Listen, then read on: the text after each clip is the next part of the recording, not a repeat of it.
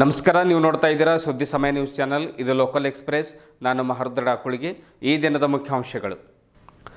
JDS ಅಭ್ಯರ್ಥಿ ಸೂರ್ಯಕಾಂತ್ ನಾಗಮಾರಪಳ್ಳಿ ಅವರಿಂದ ರಹೀಂ ಖಾನ್ ಅವರಿಗೆ ತೀವ್ರ ಹಿನ್ನಡೆ.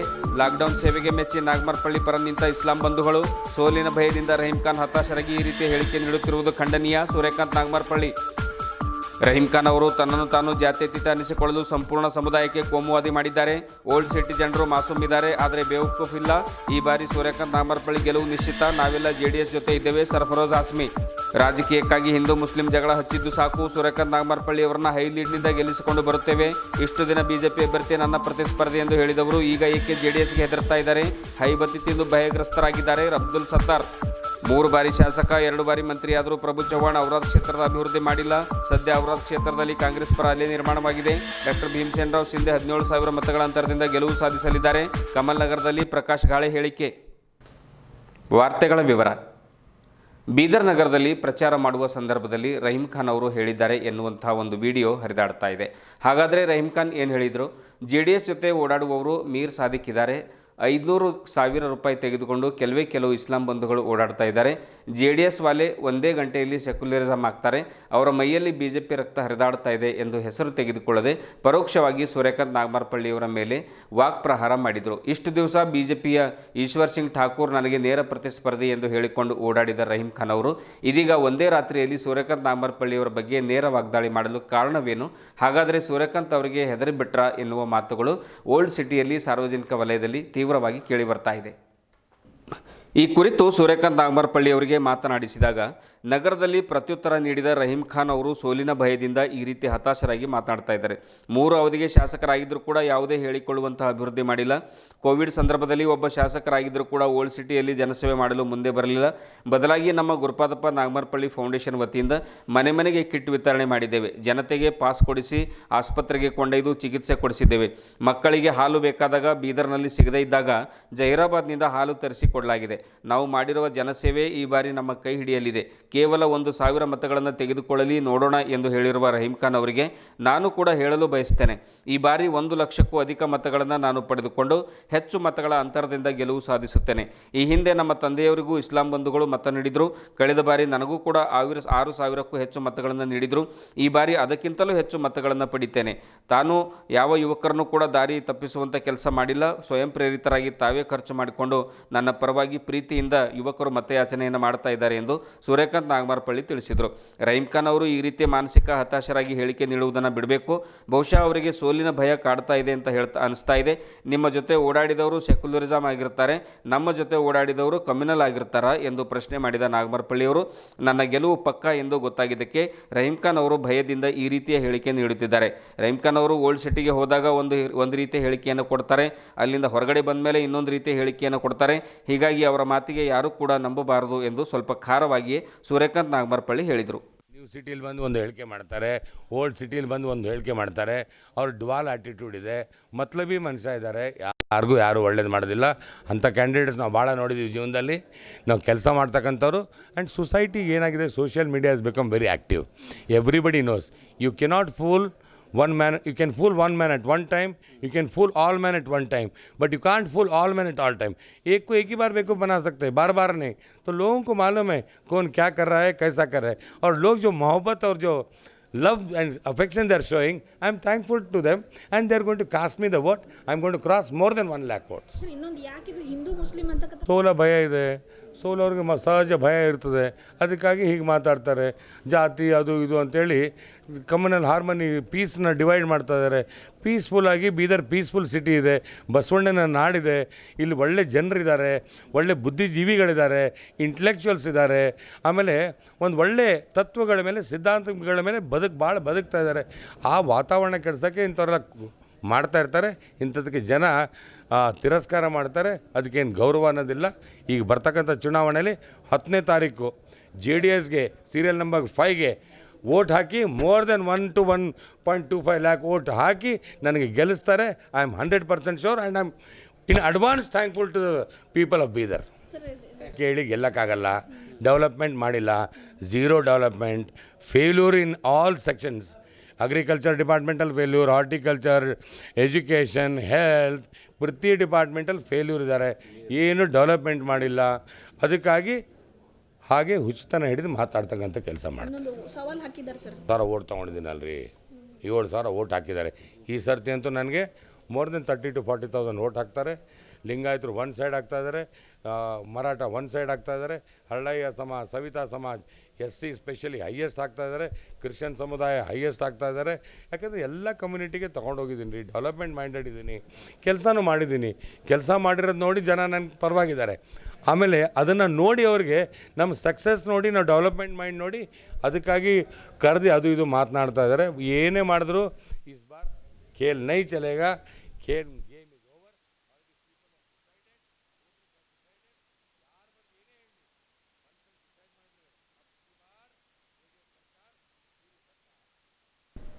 ನಾಲ್ಕು ಪ್ರತಿಶತ ಮೀಸಲಾತಿ ಅಂದರೆ ಏನು, ಅದರ ಅರ್ಥ ಏನು ಎಂದು ರಹೀಂ ಖಾನ್ ಅವರು ಹೇಳಿದರೆ, ಹಿಂದೆ ನಾನು JDS ಬಿಟ್ಟು ಕಾಂಗ್ರೆಸ್ ಸೇರ್ಪಡೆಯಾಗುತ್ತೇನೆ ಎಂದು ಯುವ ಮುಖಂಡರಾದ ಸರ್ಫರೋಜ್ ಹಾಸ್ಮಿ ತಿಳಿಸಿದರು. ನಗರದ ಶಾಗಂಜ್ ಕಮಾನ್ ಹತ್ತಿರ ಪ್ರಚಾರಕ್ಕೆ ಆಗಮಿಸಿದ ಉಮಾಕಾಂತ್ ನಾಗಮಾರ್ಪಳ್ಳಿ ಅವರನ್ನು ಸನ್ಮಾನಿಸಿದ ಬಳಿಕ ಅವರು ಮಾತನಾಡಿದರು. ಓಲ್ಡ್ ಸಿಟಿ ಜನರು ತುಂಬ ಮಾಸೂಮ್ ಇದ್ದಾರೆ, ಆದರೆ ಬೇವಕೂಫ್ ಅಲ್ಲ. JDSನ ಸ್ಪರ್ಧೆ ಕೇವಲ BJP ಜೊತೆಗಿದೆ, ಕಾಂಗ್ರೆಸ್ ಜೊತೆಗಿಲ್ಲ ಎಂದ ಅವರು, ರಹೀಂ ಖಾನ್ ಅವರು ಬಹಳಷ್ಟು ಹಿಂದೆ ಹೋಗಿದ್ದಾರೆ, ನಮ್ಮ ಜೊತೆ ರೇಸ್ನಲ್ಲಿ ಇಲ್ಲ, ನಮ್ಮ ಸ್ಪರ್ಧೆ ಕೇವಲ BJP ಜೊತೆಗಿದೆ, ನಾವು ಮೀರ್ ಸಾದಿಕ್ ಅಲ್ಲ, ಆದರೆ ರಹೀಂ ಖಾನ್ ಅವರು ಖಾಂಡೇರಾವ್ ಅವರಂತೆ ಕೆಲಸ ಮಾಡ್ತಾ ಇದ್ದಾರೆ. ಒಟ್ಟಿನಲ್ಲಿ ರಾಜ್ಯದಲ್ಲಿ ಜಾತ್ಯತೀತತೆ ಸ್ಥಾಪನೆ ಮಾಡುವುದಿದೆ, ಕುಮಾರಸ್ವಾಮಿಯವರನ್ನ CM ಮಾಡುವುದೇ ನಮ್ಮ ವಿಷನ್ ಆಗಿದೆ ಎಂದು ಹಾಸ್ಮಿ ತಿಳಿಸಿದರು. ಬೀದರ್ ಶಾಸಕರು ಕೇವಲ ಚುನಾವಣೆ ಸಂದರ್ಭದಲ್ಲಿ ಮಾತ್ರ ರಸ್ತೆ ಮಾಡಿ ಜನರನ್ನು ಮೂರ್ಖರನ್ನಾಗಿ ಮಾಡಿದ್ದಾರೆ. ಒಂದು ಬಂದಾದ ಹೈಮಾಸ್ ಲೈಟ್ ಕೂಡ ರಿಪೇರಿ ಮಾಡಿಸಲು ಅವರಿಂದ ಸಾಧ್ಯವಾಗಿಲ್ಲ. ಫೇಕ್ ಶಾಲಾ ಕಾಲೇಜುಗಳನ್ನು ತೆರೆದು ಜನರನ್ನು ಮೂರ್ಖರನ್ನಾಗಿ ಮಾಡಲು ಹೊರಟಿರುವ ರಹೀಂ ಖಾನ್ ಅವರದ್ದು ಇದೆಂಥ ಅಭಿವೃದ್ಧಿ ಎಂದು ಪ್ರಶ್ನೆ ಮಾಡಿದರು. ನಮ್ಮ ಹೋರಾಟ ಸುಳ್ಳು ಹೇಳುವ ರಹೀಂ ಖಾನ್ ಅವರ ಜೊತೆಗೆ ಇಲ್ಲ, ಬದಲಾಗಿ ಉತ್ತಮ ರಸ್ತೆಗಾಗಿ, ಶುದ್ಧ ಕುಡಿಯುವ ನೀರಿನಗಾಗಿ, ಉತ್ತಮ ಆಸ್ಪತ್ರೆ ಸ್ಥಾಪನೆಗಾಗಿ, ಬಡವರ ಏಳಿಗೆಗಾಗಿ ನಮ್ಮ ಹೋರಾಟವಿದೆ.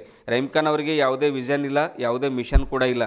ಹೀಗಾಗಿ ಅವರ ಬಗ್ಗೆ ಮಾತನಾಡಿ ನನ್ನ ಸಮಯ ಹಾಳು ಮಾಡಿಕೊಳ್ಳಲು ನನಗೆ ಇಷ್ಟವಿಲ್ಲ ಎಂದು ಕಡ್ಡಿ ಮುರಿದು ಕೈಯಲ್ಲಿ ಕೊಟ್ಟಂತೆ ಹೇಳಿದರು. ಇನ್ನೊಬ್ಬರ ಜೊತೆ ಓಡಾಡುವವರು ಮೀರ್ ಸಾದಿಕ್, ಮೀರ್ ಜಾಫರ್ ಆಗಿರ್ತಾರೆ, ಅವರ ಜೊತೆ ಓಡಾಡುವವರು ನಿಜವಾದ ಇಸ್ಲಾಂ ಬಂಧುಗಳಾಗಿರ್ತಾರಾ ಎಂದು ಪ್ರಶ್ನೆ ಮಾಡಿರುವಂಥ ಇನ್ನೋರ್ವ JDS ಮುಖಂಡರು, 15 ವರ್ಷಗಳಿಂದ ಜನತೆಗೆ ಪೇಡ ತಿನ್ನಿಸುತ್ತಿರುವವರು ಯಾರು? ಹಾಗಾದರೆ ಮೀರ್ ಸಾದಿಕ್ನ ಕೆಲಸ ನಾವೇ ಮಾಡುತ್ತೇವೆ, ಆದರೆ ಅದು ರಹೀಂ ಖಾನ್ ಅವರ ಜೊತೆಗೆ ಮೀರ್ ಸಾದಿಕ್ ಕಾರ್ಯ ಮಾಡುತ್ತೇವೆ. ಮೀರ್ ಸಾದಿಕ್ ಯಾರು ಎಂದು ಎಲ್ಲ ಜನತೆಗೆ ಗೊತ್ತಿದೆ.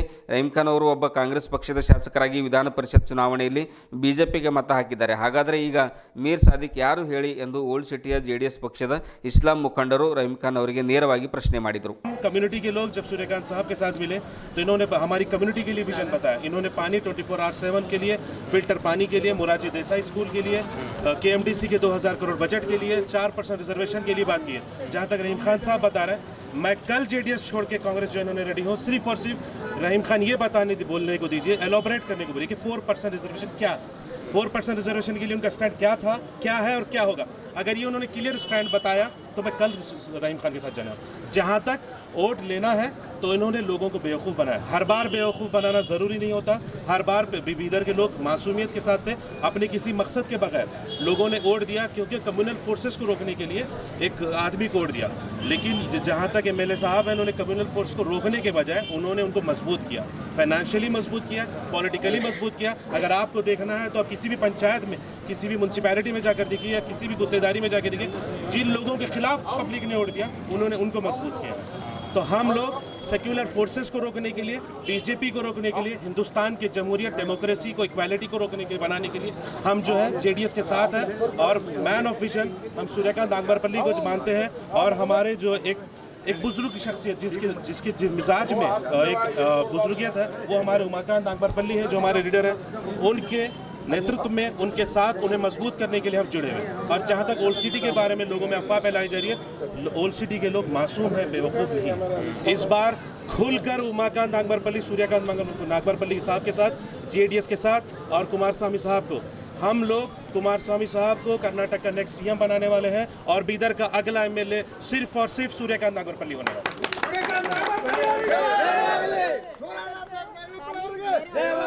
मेरी अपोजिट कैंडिडेट BJP है, वो भी बोल रहे थे. परसेंट। जी जी जी से क्यों डर रहे सर? सूर्यकांत से क्यों डर रहे हो? सब जगह क्या है, बुरा भला कह रहे हैं, जबकि उन्होंने बोल रहे थे बीजेपी मेरी बेपोटी है, यहाँ कांग्रेस वर्सेस बीजेपी है, ना जी। कि सूर्यकांत है बल्कि बोल रहे थे। लेकिन कल रात से जब से ओचडी में घूम रहे हैं, जी। सूर्यकांत नागमापल्ली के बारे में अफवाह फैला रहे हैं, क्या कहना? जी पहली बात तो बीदर में जो है हर बार से ज़्यादा इस बार गर्मी है और उस गर्मी का शिकार और बौखलाहट का शिकार हो चुका है रहीम खान। जेडीएस का लड़ाई बीजेपी के साथ है, जेडीएस की लड़ाई रहीम खान साहब बहुत पीछे चले गए। हमारी लड़ाई कॉन्स्टिट्यूंसी से लेकर नॉर्थ कॉन्स्टिट्यूंसी से लेकर स्टेट तक बीजेपी के साथ है, कम्युनल फोर्सेस के खिलाफ है।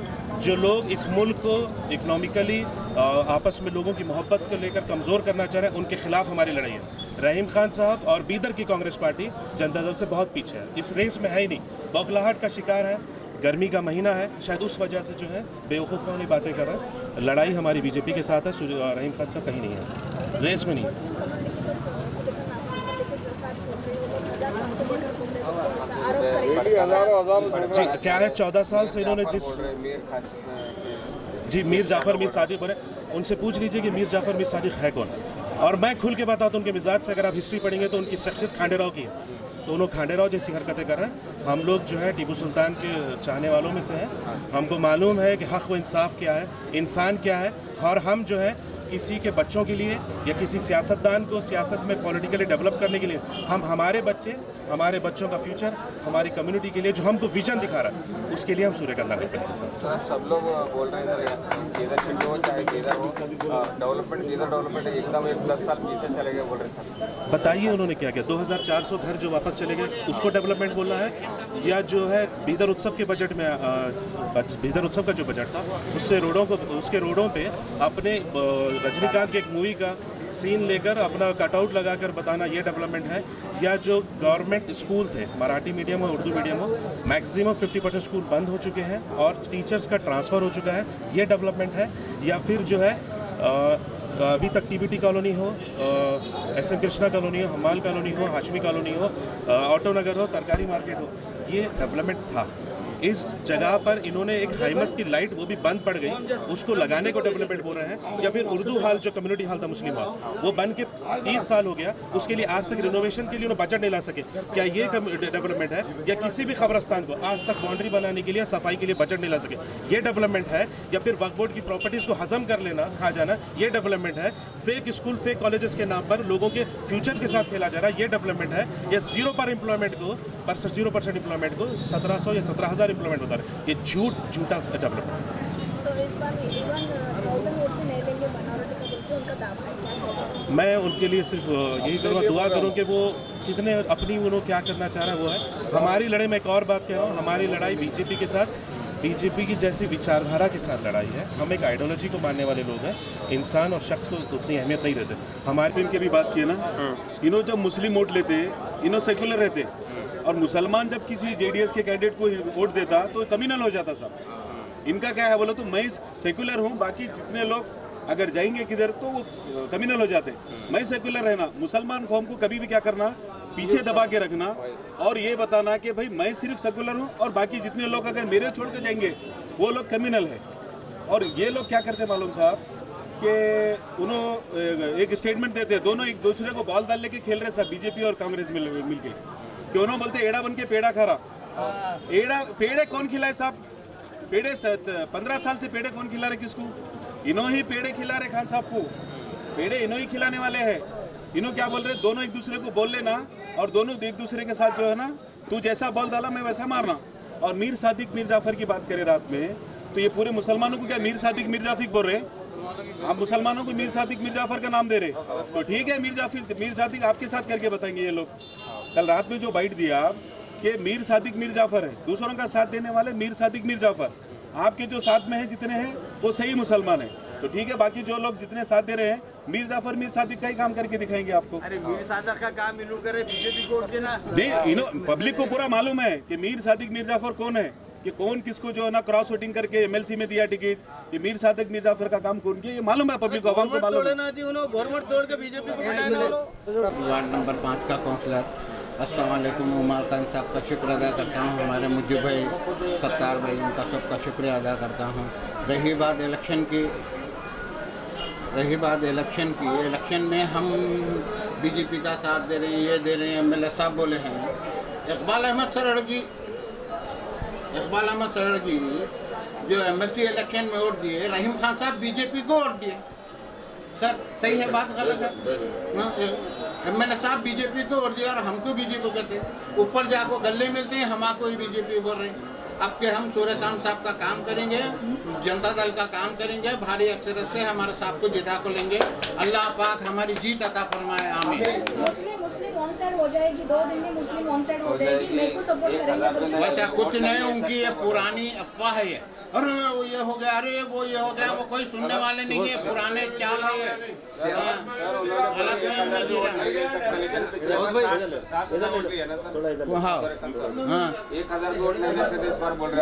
1000 उनको मिलती कि नहीं कि आप उन्हें जो मुस्लिम एक हो जाते हैं कहते हैं, वो मुस्लिम कोई एक नहीं होता। जनता दल सेकुलर का काम करेंगे। सूर्यकांत साहब हमारे पार्टी के ये हैं, एमएलए हैं, हम उनको जिता को लेंगे। और ये पुरानी चाल है, ये जो सियासी ये पुरानी चाल है। और मुस्लिम ये होगा और हम एक होगा, उन्हों एक होगा, ये सब सुन को कान के पर्दे फट गए हमारे। वो भड़काते रहते हैं, उन्हें कोई भड़कने वाला नहीं है। और ये बात बोलो सर, भड़कने वाले कौन है सर आपके?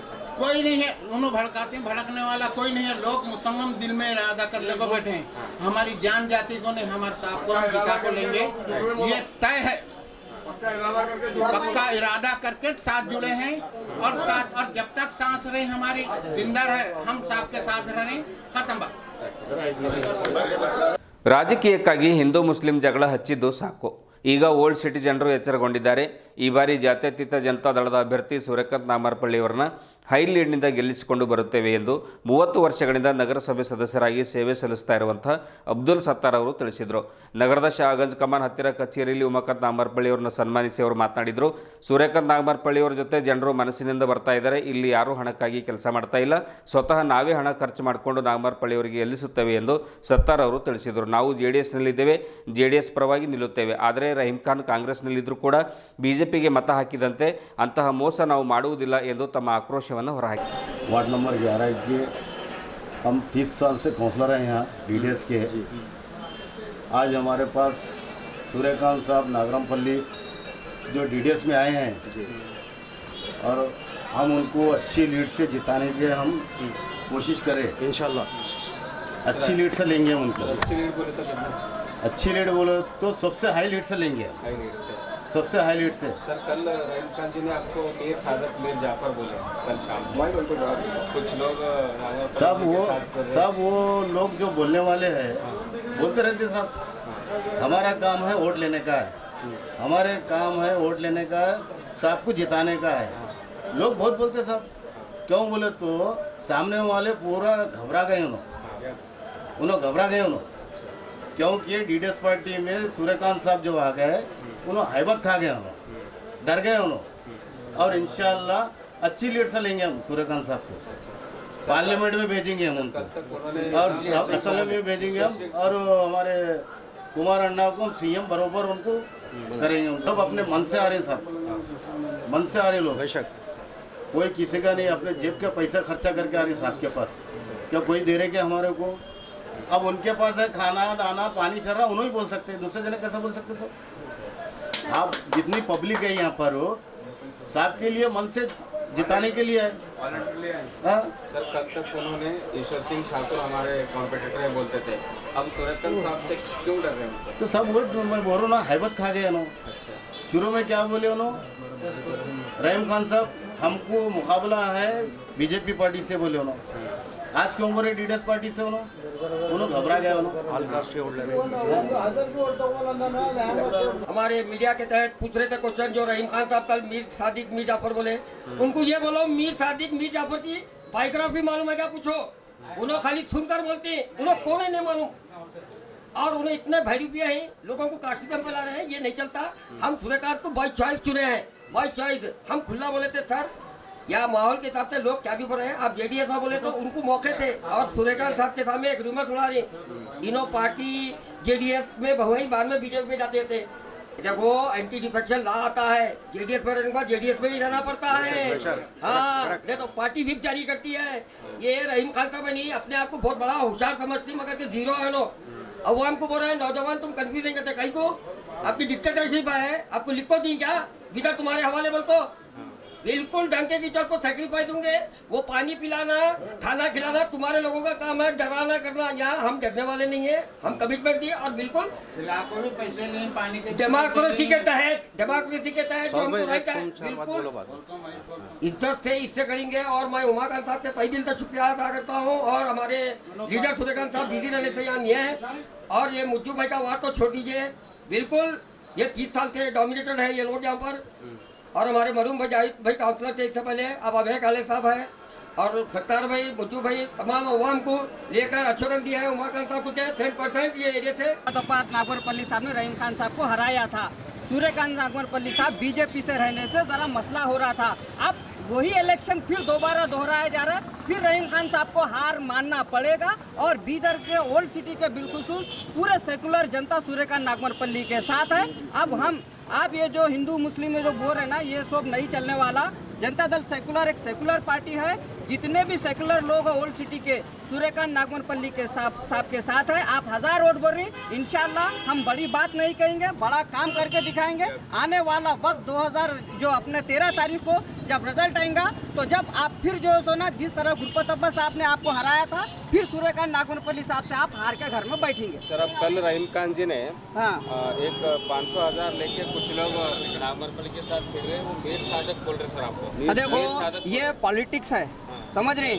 हम जनता दल सेकुलर के, मैं district vice president minority wing का, मेरा कर्तव्य है मेरी पार्टी का साथ देना। मेरे माइनॉरिटी विंग के हजारों नौजवान जो सोना आज हमारी पार्टी के साथ है, तो हम कहाँ से मीर सादिक मिर्जाफर हुए?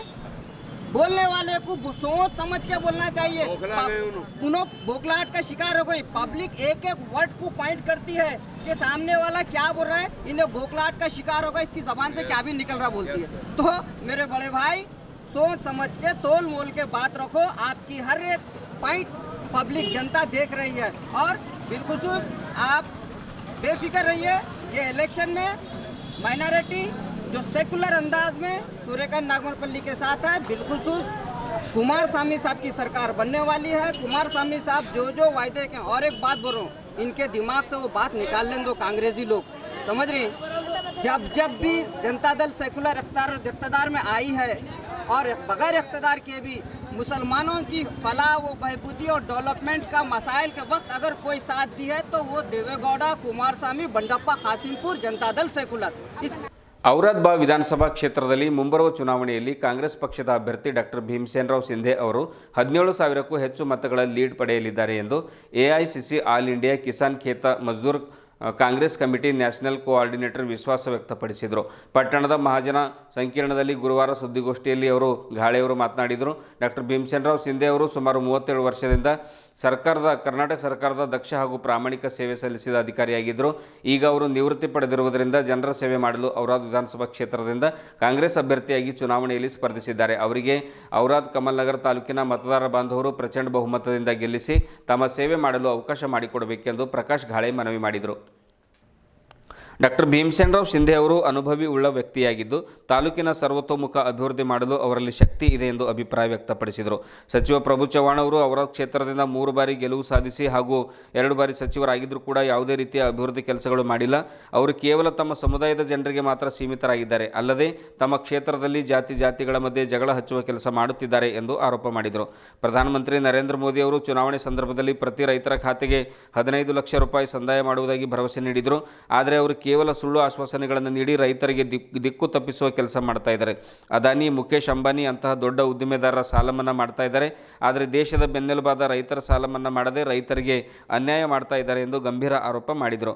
ಕೇಂದ್ರ ಸಚಿವ ಭಗವಂತ ಖೂಬಾ ಬೀದರ್ ಜಿಲ್ಲೆಯಲ್ಲಿ ಹೇಳಿಕೊಳ್ಳುವಂಥ ಯಾವುದೇ ಅಭಿವೃದ್ಧಿ ಕೆಲಸಗಳು ಮಾಡಿಲ್ಲ.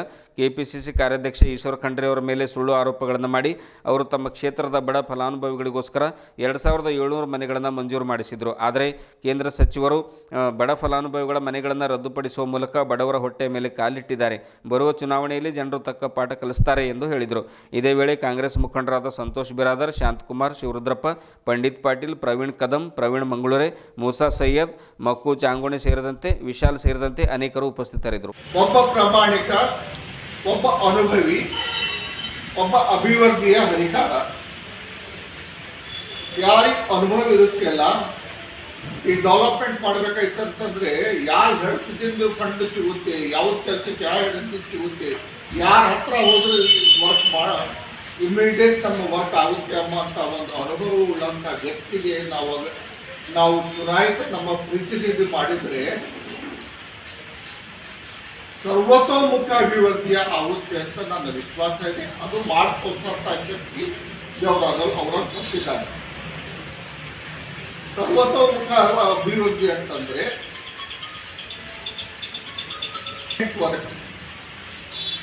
ಮತ್ತೆ ಸರ್ಕಾರದ ಯೋಜನೆಗಳು ಫಲಾನುಭವಿ ಮನೆಗೆ ತಲುಪುವಂತ ಒಂದು ವ್ಯವಸ್ಥೆ ಏನಾಗುತ್ತೆ, ಸರ್ಕಾರದ ಸ್ಕೀಮ್ ಇರುತ್ತೆ, ಯೋಜನೆ ಇರುತ್ತೆ, ಅದು ಅವ್ರ ಮನೆ ಹತ್ರ ತಲುಪಿಕ್ಕಾಗಲ್ಲ, ಅವ್ರಿಗೆ ಗೊತ್ತಿರಲ್ಲ. ಆದರೆ ಇವ್ರ ಥ್ರೂ ನಾವು ಸರ್ಕಾರದ ಪ್ರತಿಯೊಂದು ಯೋಜನೆ ಪ್ರತಿಯೊಂದು ಮನೆಗೆ ತಲುಪುವಂಥ ಶಕ್ತಿ ಅವ್ರ ಹತ್ರ ಇದೆ, ನಾಲೆಜ್ ಇದೆ, ಯಾರಿಗೆ ಇಂಪ್ಲಿಮೆಂಟ್ ಮಾಡೋಂಥ ಅನುಭವಿ ವ್ಯಕ್ತಿ ಇದ್ದಾರೆ. ಹೋದ ಸುಮಾರು 2 ಸಲ ನೀವು ಚುನಾಯಿತ ಆಗಿದ್ದಾರೆ. ಪ್ರಭು ಚವ್ಹಾಣ್ ಬಿಜೆಪಿ 3 ಸಲ. ಆದರೆ ಅವರ ಅಭಿವೃದ್ಧಿ ಅವರ ಸಮಾಜಗೋಸ್ಕರ ಮಾತ್ರ ಸೀಮಿತವಾಗಿತ್ತು. ಭ್ರಷ್ಟಾಚಾರದ ತಾಂಡವ ನೃತ್ಯವನ್ನೇ ಮಾಡಿದ್ದಾರೆ ಬಿಜೆಪಿಯವರು. ಜಾತಿಯಲ್ಲಿ ಜಗಳವನ್ನು ಹಚ್ಚಿ ಸಮಾಜ ಒಡೆಯುವ ಕೆಲಸವನ್ನು ಮಾಡಿದಂತಹ ಬಿಜೆಪಿ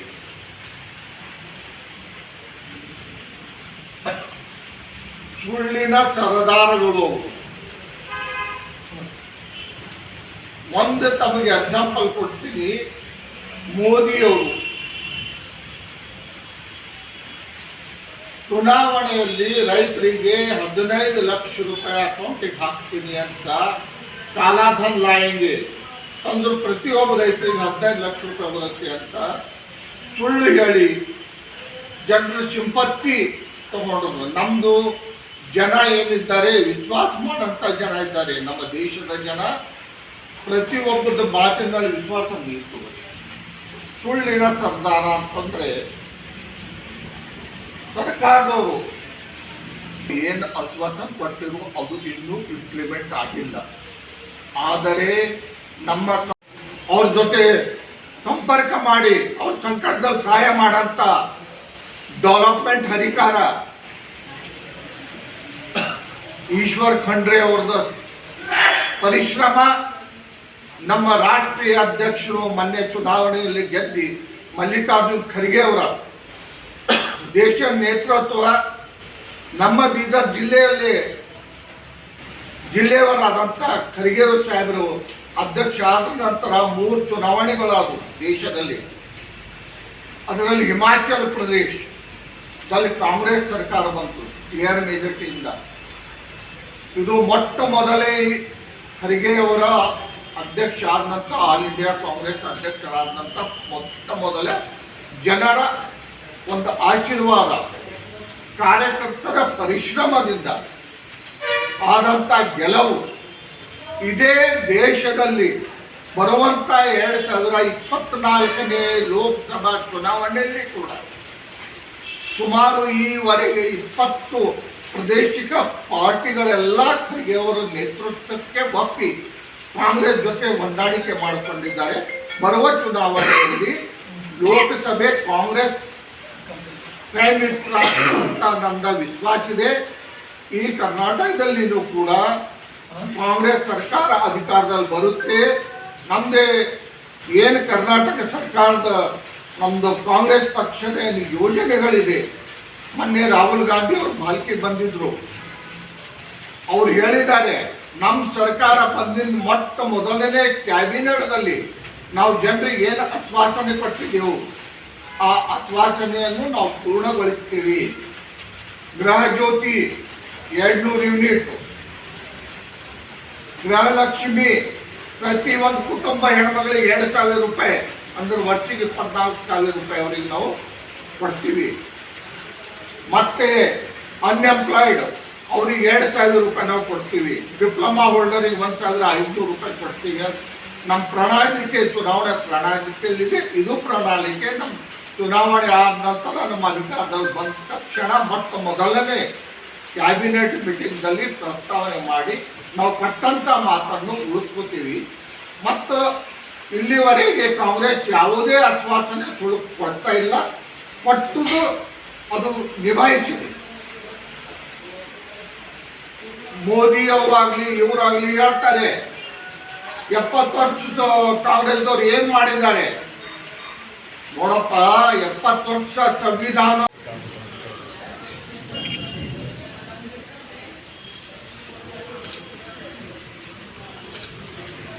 ಏನಾದ್ರು ಪ್ರಭುತ್ವವನ್ನು ಬಂದಿರೋದು ನಮ್ಮ ಕಾಂಗ್ರೆಸ್ ಇಷ್ಟು ಹಾಳಾಗ್ತಾ ಹೋಗಿದ್ದು.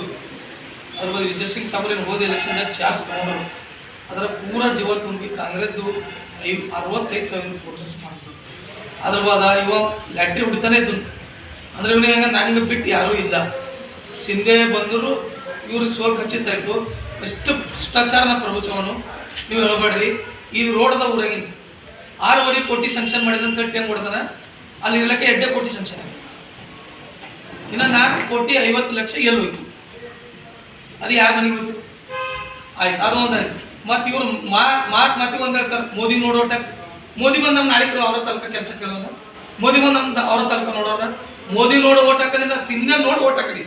ದಯವಿಟ್ಟು ಸಿಂಧೆ ನೋಡಿ ಓಟ್ ಹಾಕ್ರಿ. ಇಲ್ಲಿ ಯಾರು ಮೋದಿ ಬರಲ್ಲ, ಅಮಿತ್ ಶಾ ಬರಲ್ಲ, ಯೋಗಿ ಬರಲ್ಲ. ಇಲ್ಲಿ ಹೊಸ ಬೊಮ್ಮಾಯಿ ಕೊಟ್ಟರು ಮಾತ್ರ ಅದೇ 40% ಸರ್ಕಾರ ಇದ್ದೆ 60% ಸರ್ಕಾರ 100% ಆಗುತ್ತಿಲ್ಲ. ಕರ್ನಾಟಕ ಸರ್ಕಾರ ಕೆಟ್ಟ ಹೋಗಿನ ಕರ್ನಾಟಕ ಸರ್ಕಾರ. ಕರ್ನಾಟಕದಾಗ ಬಿಜೆಪಿನೇ ಬರೋದು. ಬಿಜೆಪಿ ಬಂತು ಅಂದ್ರೆ ಕರ್ನಾಟಕ ಹಾಳಾಗೋಯ್ತು. ಇಷ್ಟು ಯಾವ ಟ್ರಾನ್ಸ್ಫರ್ ಇದ್ರು, ಒಂದು ಸರ್ಕಾರ ಟ್ರಾನ್ಸ್ಫರ್ ಇದ್ರು 10 ಲಕ್ಷ, PSI ಟ್ರಾನ್ಸ್ಫರ್ ಇದ್ರು 8 ಲಕ್ಷ.